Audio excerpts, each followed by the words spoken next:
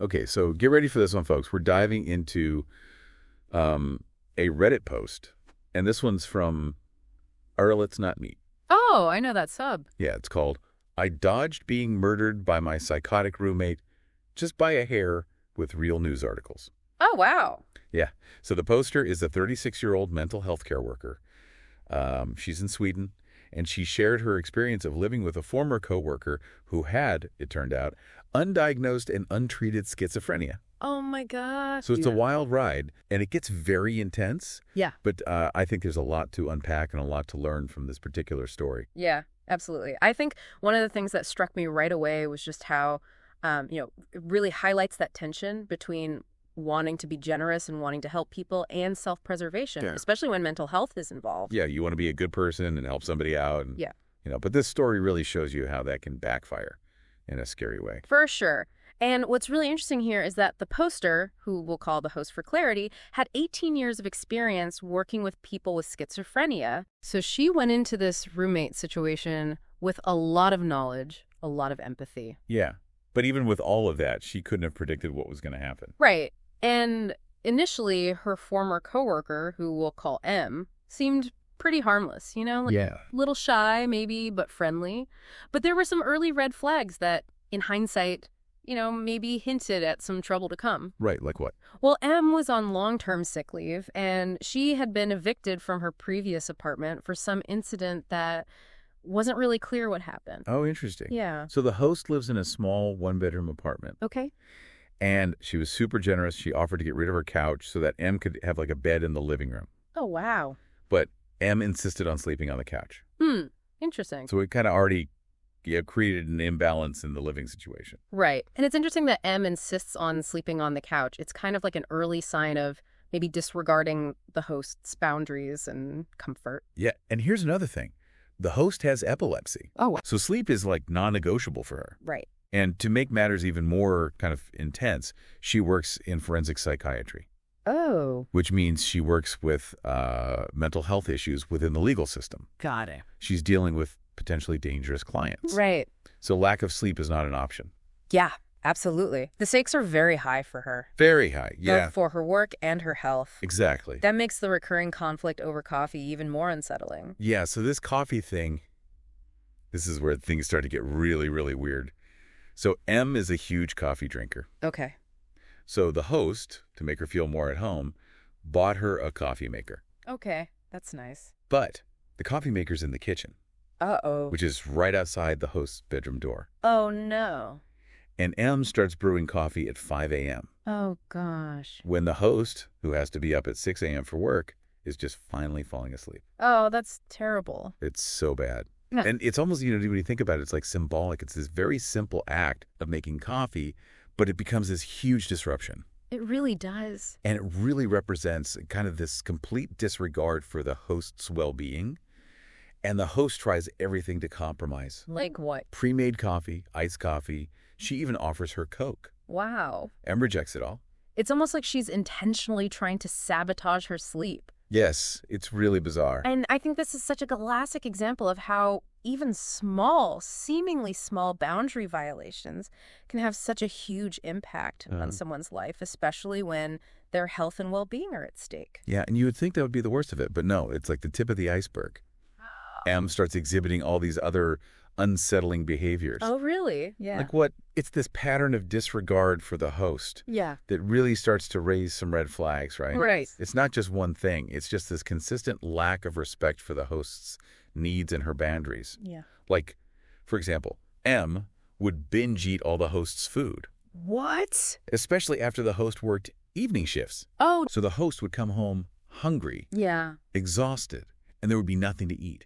That's so inconsiderate. I know. And that type of behavior, it could be indicating some impulsivity control issues. Right. Which could be associated with certain mental health conditions. We don't know. Yeah. But it's just so frustrating for the host, right? Totally. And then there's the whole cleanliness thing. Like, M just refused to clean. Oh, wow. And it got to the point where the apartment was just gross. Yeah. Like, we're talking buildup of hair, potential pest infestations. That's so unhealthy. I know.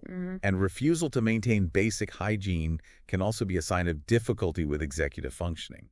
which is a challenge that people with schizophrenia often have. Right. It's not necessarily about being lazy. It's about really struggling to plan and execute tasks. That makes sense. But it doesn't make it any easier for the host who's living there. No, of course not. It creates a very stressful environment for her on top of everything else she's dealing with. Yeah, and then M starts withdrawing from the host's social life. Yeah, she just refused to leave the apartment, even for a few hours. Wow. So this meant that the host couldn't have any alone time, even with her boyfriend. Wow, so she's kind of isolating her from her support system. It seems that way, yeah. And even her cats, who were normally super friendly, became terrified of M. Really? Yeah, and they wouldn't leave the host's bedroom. Animals are very perceptive to changes in energy. They are. And behavior, Yeah. So that's definitely, Yeah, a bad sign. Yeah, not a good sign. Something's not right. Yeah, and then M damages the host's grandmother's saucepan. Oh, no. Yeah, and this was the only thing that she had left from her grandmother. And, It's really sad. I know. And it's not just about a damaged object. It's really about the disrespect for something that has deep sentimental value. Totally. And then it gets worse. Oh, gosh. What else happened? M starts stealing the host's prescription sleeping pills. What? Yeah. We're talking a lot of pills. And remember, the host relies on these pills to manage her insomnia. Right, which is crucial for her epilepsy. Exactly. That's really serious. Not only is it a violation of trust, but it also really poses a direct threat to her health. For sure. Yeah. And so at this point, the host is starting to get really freaked out. Yeah. She wants M out. Right. But they have a 30-day notice contract. Oh, okay. So she starts searching for hostels, trying to find a way to help M move out without her ending up on the street. Right, so she's still trying to be compassionate. Yeah. And she even tries to approach M gently about moving out. How does she do that? She's just like, oh, I need more personal space. It's summer. It's hot. Right. Just kind of easing into it. Yeah. And then she gets this bombshell Facebook message from an old elementary school classmate. What? Who asks her, how do you know M? Oh, gosh. And reveals the truth about M's eviction. Turns out she broke into a neighbor's apartment with a knife. No way. And approached their sleeping baby. Oh, my gosh. Yeah. That changes everything. Yeah. So the host is terrified. Yeah, for sure. She's paranoid, understandably. Totally. She knows that she needs to get M out, immediately. Right. Contract or no contract. Wow. This is a whole other level now. Yeah. Things are getting really serious. Yeah, things are about to get even more intense. I can't wait to hear what happens next. So now she's living with this knowledge that M, who's showing increasingly erratic behavior, is capable of violence. Yeah, it's terrifying. And M's behavior does get more and more unsettling from here. Oh, gosh. She continues to disregard the host's sleep, making coffee at 2:30 in the morning. Ugh. It's just that complete disregard for boundaries. Yeah. It suggests a real lack of empathy and a disconnect from how her actions are impacting other people. Yeah, and when the host tries to talk to her about it, M just stares blankly and doesn't respond. Wow. It's like she's not even there. That kind of withdrawal and unresponsiveness could be a sign of a dissociative state. Okay. Which can sometimes happen during periods of really heightened stress or trauma. Okay, so imagine this. You wake up in the middle of the night. Okay. And you see your roommate, who you now know has broken into someone's apartment with a knife, standing over you. Oh, my God. That's exactly what happened to the host. That's terrifying. It's like straight out of a horror movie. It really is. And then, after this confrontation about the late night coffee, M slams the bedroom door, and the host hears something metal hit the floor. Oh, no. M runs off. And the next day, the host finds a kitchen knife outside her bedroom door. Oh, that is so chilling. Right. So she, very smartly, removes all the knives from her kitchen. Good idea. Locks them away. Smart. And even has a friend come over for support when she finally tells M, you need to leave, right now. Yeah. The 30-day notice is out the window. Wow. But of course, M doesn't leave quietly.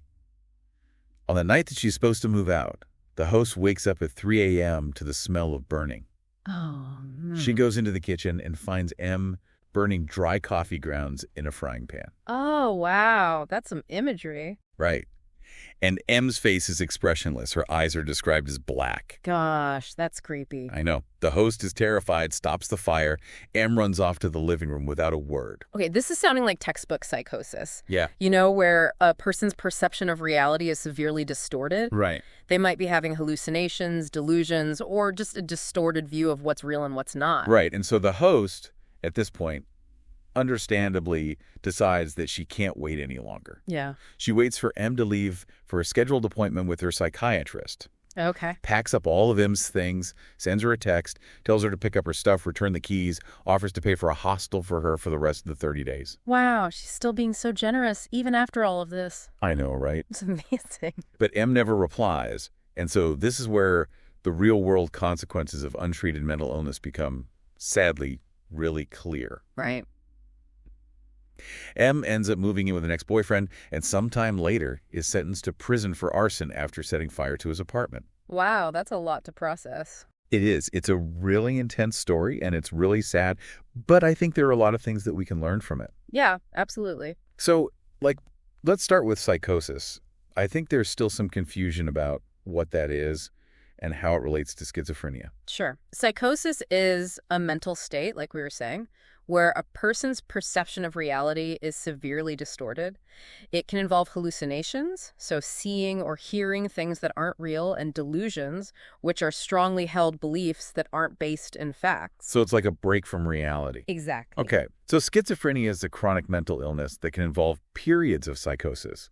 But not everyone with schizophrenia experiences psychosis all the time. Right. And actually, antipsychotic medications are often really effective in managing schizophrenia, and they can reduce the likelihood of psychotic episodes, but they do have side effects, and some people might choose not to take them consistently. Right. Or they might struggle to adhere to a medication regimen for various reasons. Right. And so in M's case, her history of schizophrenia made her susceptible to these breaks from reality, especially if she wasn't taking her medication. Yeah, that's a key point. And it really brings up a huge ethical dilemma that mental health professionals face all the time. What's that? How do you balance a patient's autonomy, their right to make their own choices about their health care, with the need to ensure their safety and the safety of other people? Right.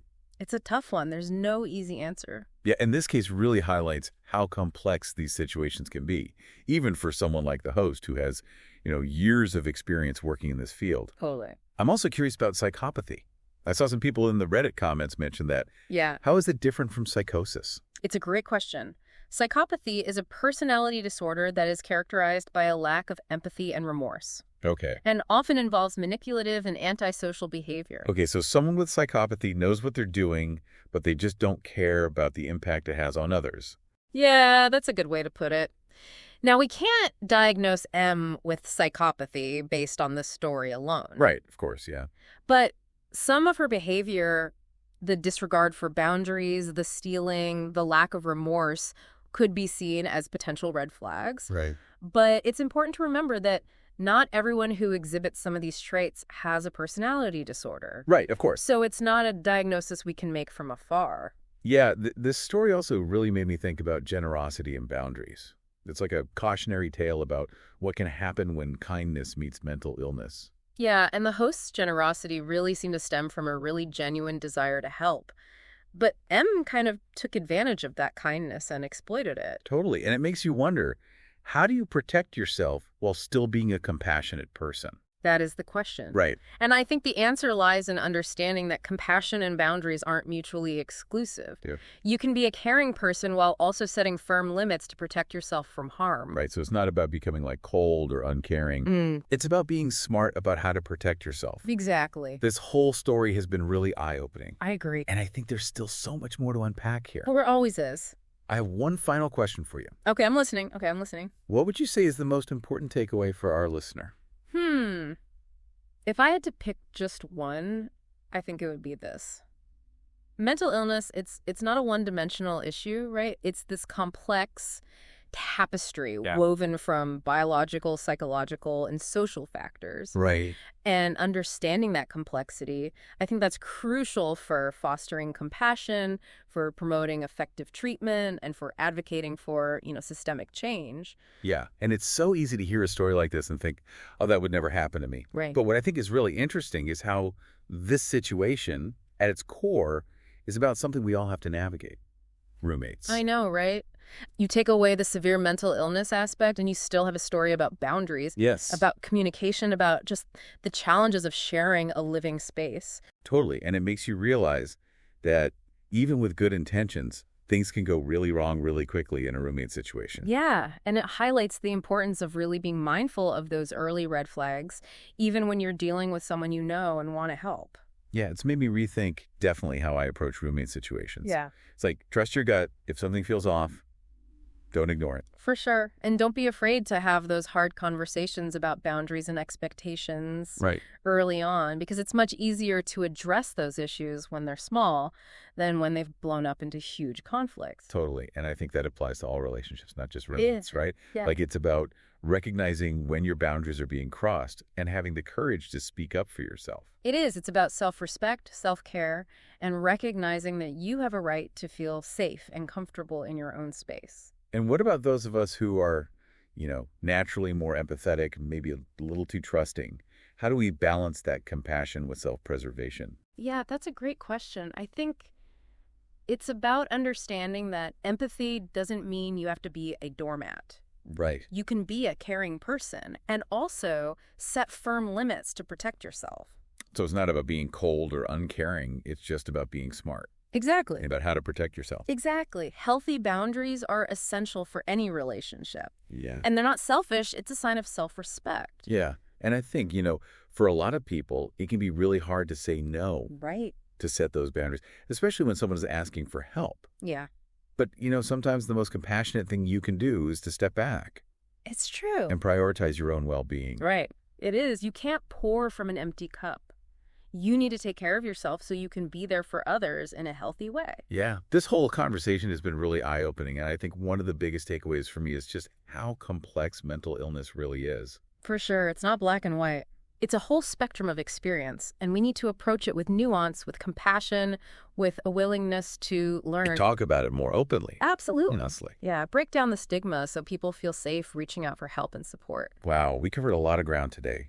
This deep dive has been intense. It has. But really insightful. I agree. It's been a pleasure talking about all this with you. Yeah, absolutely. Before we go, I want to leave our listener with one final thought. Imagine if M had received the support that she needed. Yeah. The kind of intervention that could have maybe prevented this really tragic outcome. Right. What if we, as a society, could create a system that prioritizes mental health, provides comprehensive and accessible care to everyone who needs it? I mean, that's the dream. That is the dream. So to our listener, we challenge you to think about how you can be part of that change. How can you contribute to a world where mental health is no longer stigmatized, where support is readily available, and where stories like this one become the exception, not the rule? It starts with awareness, with compassion, and with commitment to understanding the complexities of mental health. Well said. Thank you for joining us on this deep dive. We hope it sparked some important conversations and inspired you to learn more about this vital issue. Until next time, stay curious and take care.